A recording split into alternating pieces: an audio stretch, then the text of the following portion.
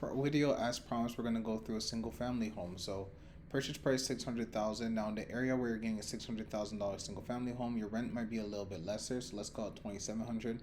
Obviously, if you're in the GTA, Peel, major areas, you're getting more than 2,700. You're probably looking at 3,000, 32, 35, 4,000, depending on the area. But let's use the number 2,700 for the area of the $600,000 home. Okay. So expenses, you're looking at utilities are $0. From the last video, you understand where we got these numbers, okay? If you didn't, feel free to go back to the other one where I explained this more. $1,200 in yearly insurance, $100 per month. Now this one, we're gonna say that we don't have property management fees yet either. Property taxes will go up because it's a single family home, so let's say $3,135, but you don't have maintenance fees, okay? Investment, I'm not going to go through this in detail because it's going to be the exact same thing because the purchase price is still the same, the down payment is still the same, the mortgage on a monthly basis is going to be the exact same. Feel free to go through the last video where I went through this a little bit slower. So income, total income is 2,700. Now you probably keep asking why there's two of these, because normally what we'll have is we'll have like a conservative max rent number and a conservative number. For example purposes, I'm just keeping it very simple and just keeping it the same number.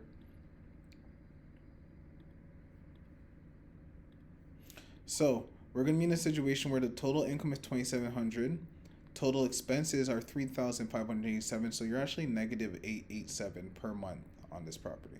Okay. So that means your cash flow is a negative 8% cash on cash return.